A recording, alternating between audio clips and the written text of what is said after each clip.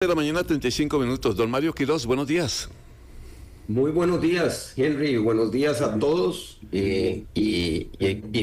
Empezar por felicitarlos el el Nacional del Periodista. Muchas gracias. Muchas gracias. Siempre estas fechas hay que recordar, especialmente un 30 de mayo que no es casualidad que esté esa fecha señalada, ¿verdad?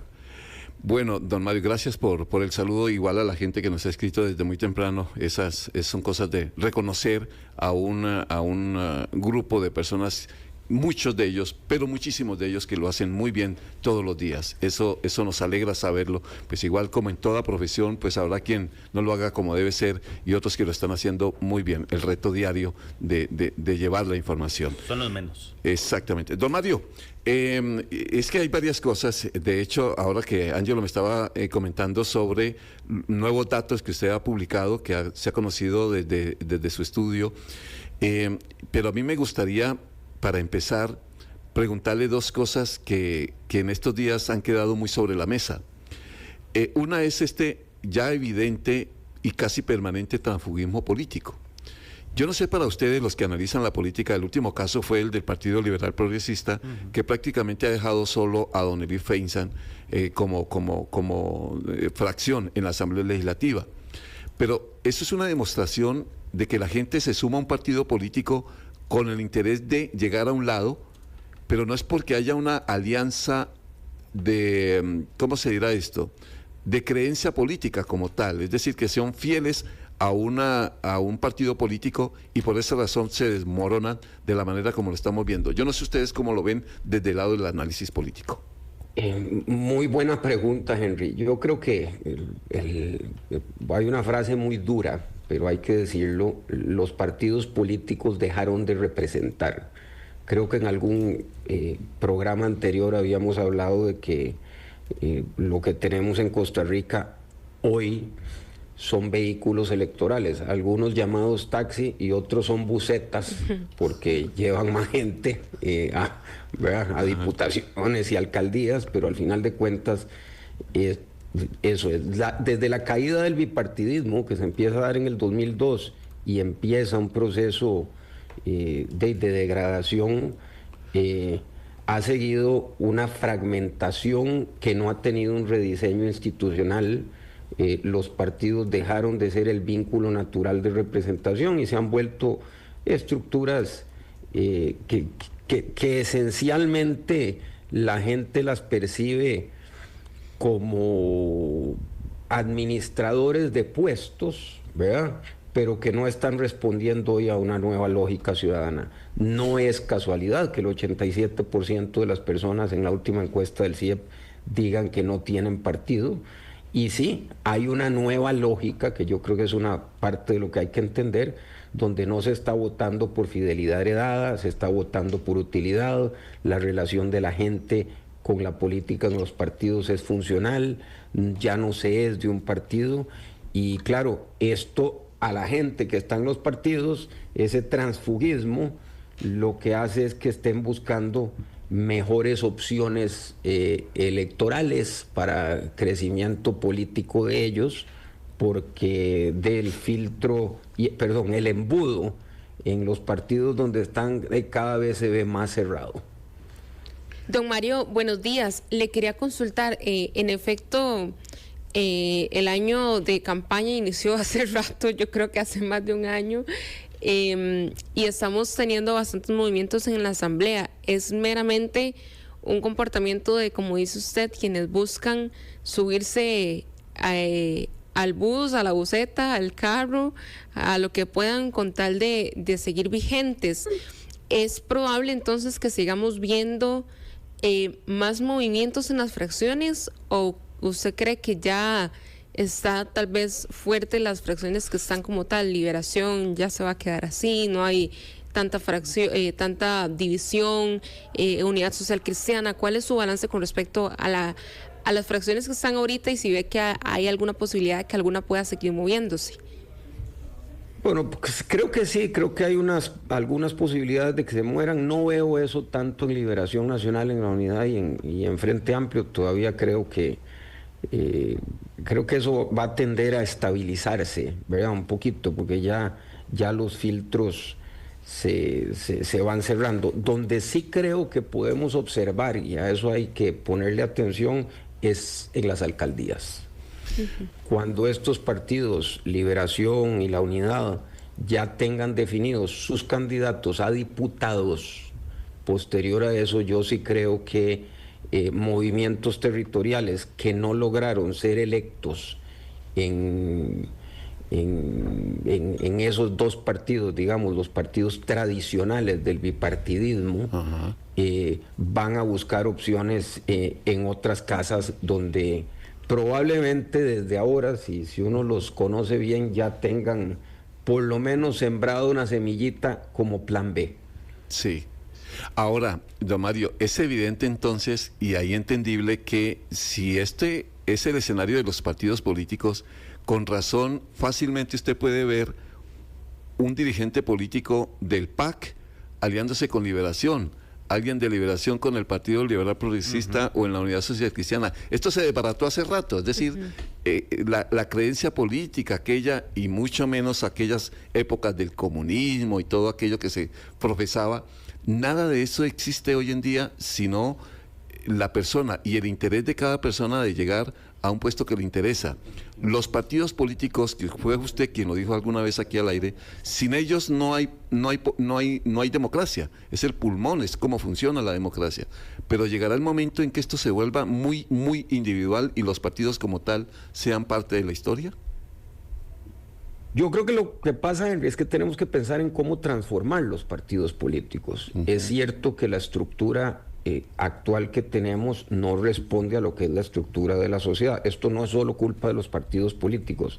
Ejemplo, el Código Electoral obliga a los partidos políticos a una estructura interna y a una organización interna que es esencialmente territorial. Creo que todos vamos a coincidir en que la sociedad ya no es territorial. Y sobre eso yo creo que, Henry, acaba usted de tocar el punto medular de todo esto. ¿Cuál es el propósito común que tiene un partido? ¿Cuál es la visión país que tiene un partido? Agarramos todos los partidos que están en la Asamblea Legislativa, que quedaron electos, para no hablar de los independientes, que se nos complicaría más el ejercicio, y yo creo que no tenemos claro de ninguno cuál es la visión del país a largo plazo, que sí se tenía antes y que era lo que amarraba un poquito.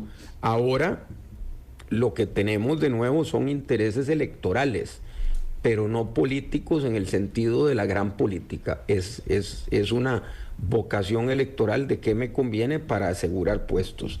Si yo les puedo dar un dato, Henry, compañeros y compañeras, es 141. Ese es el número que tenemos que tener todos los costarricenses claro, que son la suma de 57 diputaciones y 84 alcaldías. Y tristemente a eso está reducida la política costarricense, a una pelea por 141 puestos.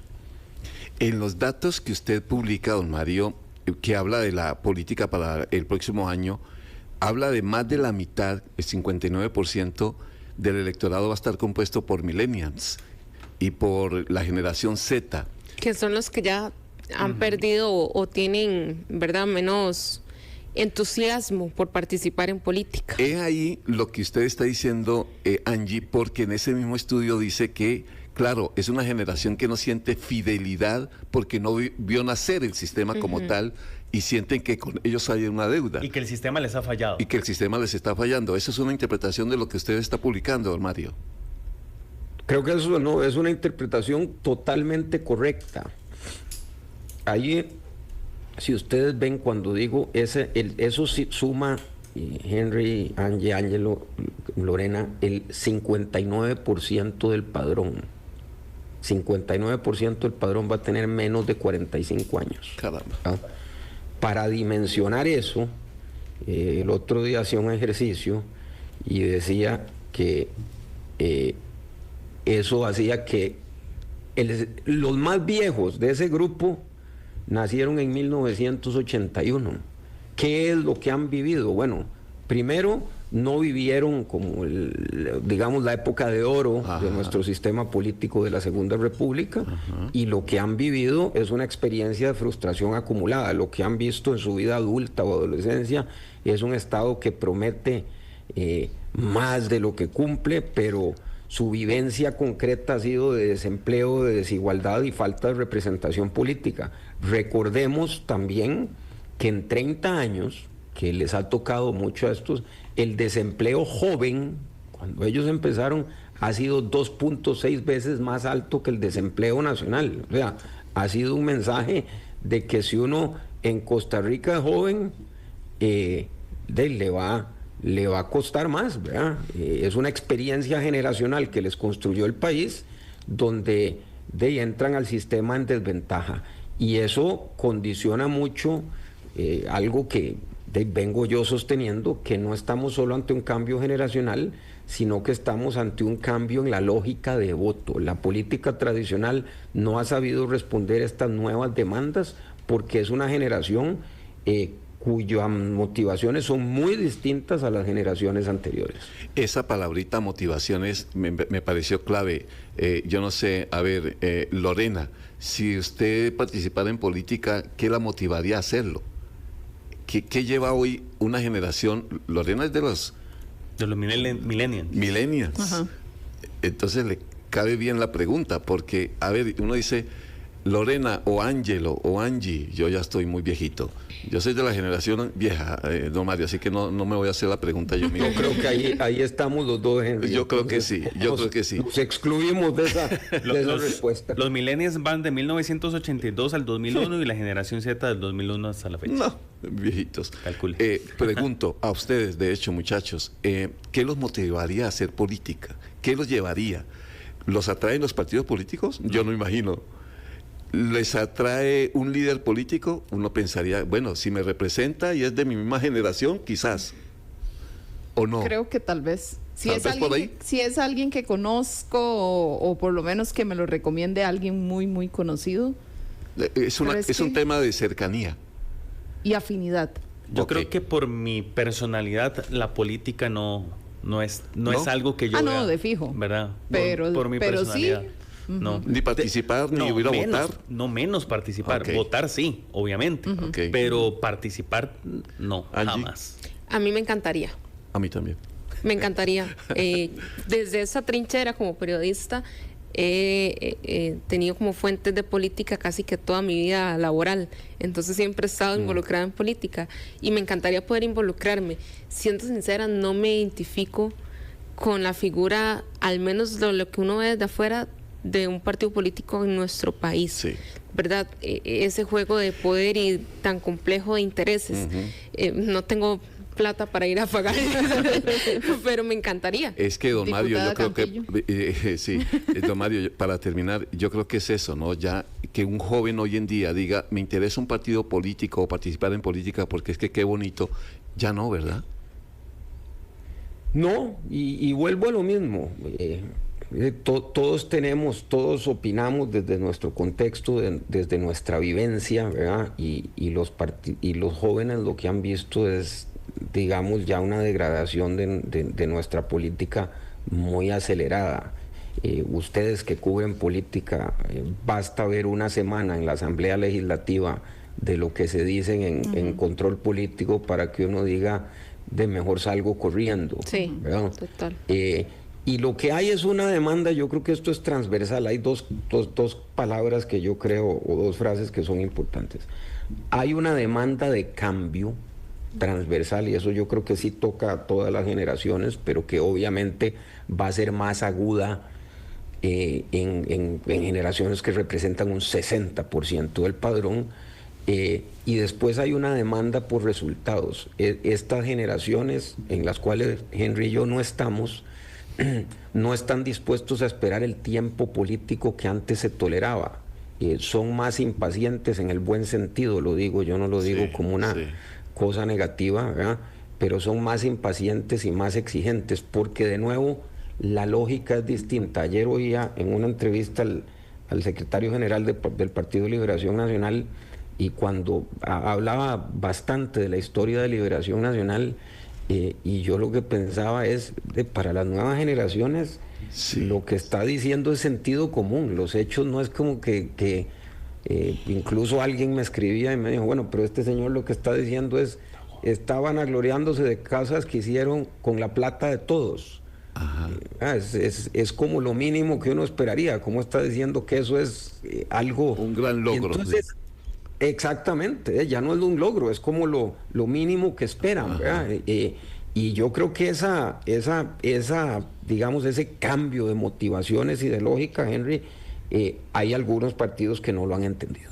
Don Mario Quiroz, analista político, esta mañana con nosotros, y esos datos están bien interesantes, todo, consumir esos datos en una generación como esta, en un ambiente político como este, es muy interesante. ¿Dónde los pueden encontrar, don Mario, todos completos?